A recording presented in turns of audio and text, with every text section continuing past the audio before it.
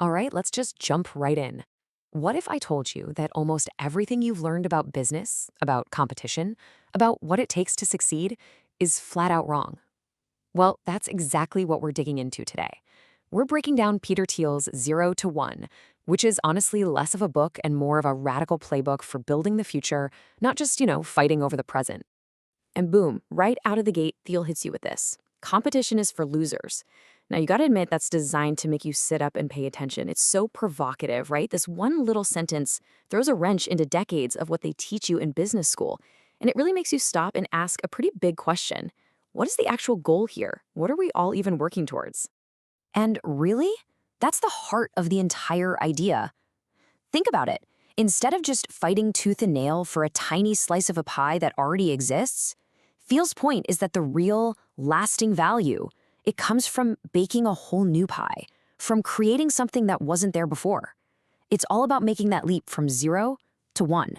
Okay, so let's get right into it, the competition lie. I mean, our entire culture is built on celebrating competition, right? We're taught it's what drives us forward, it's the engine of progress. But what if it's not? Thiel's take on this is completely different. Yeah, you probably remember this from Econ 101. They tell us that perfect competition is the goal, this beautiful, ideal state. But here's the thing. For an actual business, that's a total nightmare. It basically means your product is just a commodity. You can't set your own prices, and your profits get squeezed down to basically 0. It's not a race to the top. It's a brutal race to the bottom. So, how do you escape that trap? Well, to do that, you first have to understand that there are really only 2 ways that progress happens. And this distinction, this is absolutely fundamental to Thiel's entire way of thinking. Okay, and this lays it out perfectly.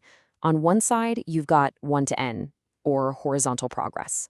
Think of this as globalization. It's basically taking something that already works and just copying it. Opening another coffee shop, launching another ride-sharing app. It's not bad, but it's not new. On the other side, you have 0 to 1, vertical progress. This is what Thiel calls technology. It's about creating something totally new. The very first iPhone, the first search engine. That's where the magic happens. That's where real new value is born. So this is the question you have to ask yourself. Are you building something genuinely new, or are you just making another copy of something that's already out there? It's a tough question, right? It makes you really think about whether your work is actually pushing us into the future or just kind of keeping us in the present. So that leads to the next big question.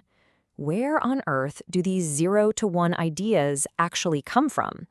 Well, according to Thiel, they come from secrets. And no, we're not talking about, spy movie, cloak and dagger stuff. We're talking about important, undiscovered truths about how the world works. Truths that can give you a massive edge if you were the first to see them. And this is how you find one. This is Thiel's legendary contrarian question. What important truth do very few people agree with you on?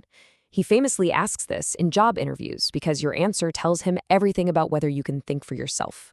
A really good answer to this question? That's the seed of a 0 to 1 company. Because, as he puts it, a great business is kind of like a conspiracy to change the world, and every good conspiracy needs a secret. Now, it's super important to get this right. A secret isn't just a clever observation. It's a fundamental truth that is hidden in plain sight, something most people just don't see or refuse to believe. Because look, if everybody already agrees with your big idea, you're probably too late. The real opportunity is gone. The mission is to find that important truth that almost everyone else is missing. Airbnb is the perfect example of this in action. Let's be real, back in 2008, the idea of renting out your spare room to a total stranger or sleeping in a stranger's house sounded completely insane. But the secret that Airbnb was built on was that people would trust each other enough to do this, especially if you gave them a great platform to make it happen. Conventional wisdom said no way, but they saw a truth that everyone else dismissed, and bam, they created a whole new market out of thin air. Okay, so this naturally leads us to probably the most controversial idea in the entire book. The claim that your goal, the thing you should be aiming for, is to become a monopoly. Now, let's be super clear about what he means by this. He's not talking about the evil mustache-twirling villain from the board game. This isn't about illegally crushing your rivals. It's about creating a business that is so unique, so good at solving a specific problem, that you literally create a category of one. You don't have any real competitors because no one else does what you do. You basically just sidestep the whole competition trap. And this really shows you the two different mindsets. When you're stuck in competition, all your energy goes into watching your rivals, reacting to their moves, just fighting for your little sliver of the pie. But when you've achieved that monopoly status, suddenly you have freedom. You can think long term, you can focus on building the future. You're not worried about slicing up the old pie anymore because you're in the kitchen creating a brand new recipe. Just look at Google. They'll tell you they're just a tech company. But come on, we all know they absolutely own the search market. And that dominance, that's a massive profit engine. It's what gives them the cash. And just as importantly, the freedom to fund all those crazy, ambitious moonshots like self-driving cars, AI, quantum computing. See, in Thiel's view, those monopoly profits aren't evil. They're the fuel for massive innovation. But having a great secret and aiming for a monopoly, that's still not enough.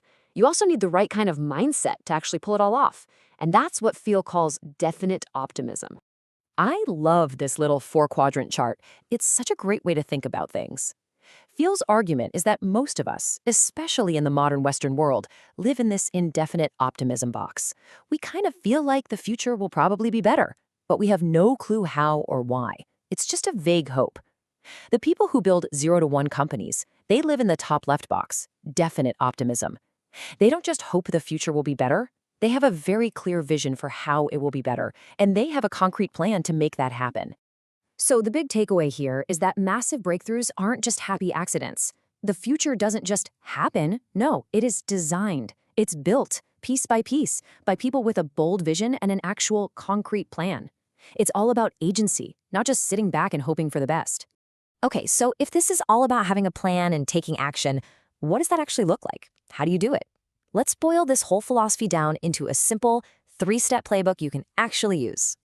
It really comes down to this. Step 1, find your secret. Ask that contrarian question and figure out what important truth you believe that nobody else does. Step 2, don't just compete, create. Use that secret to build something so new and different that competition just isn't a factor. Build your own little monopoly. And finally, step 3, be a definite optimist.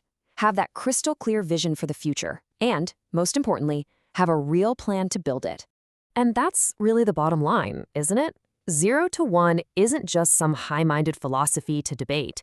It's meant to be a playbook, a practical guide for anyone out there who wants to build a company that actually matters, something that truly creates value and moves the needle.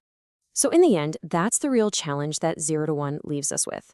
The future isn't some fixed thing that's already decided. It's a blank page waiting to be written. So the question for you is, what future will you build?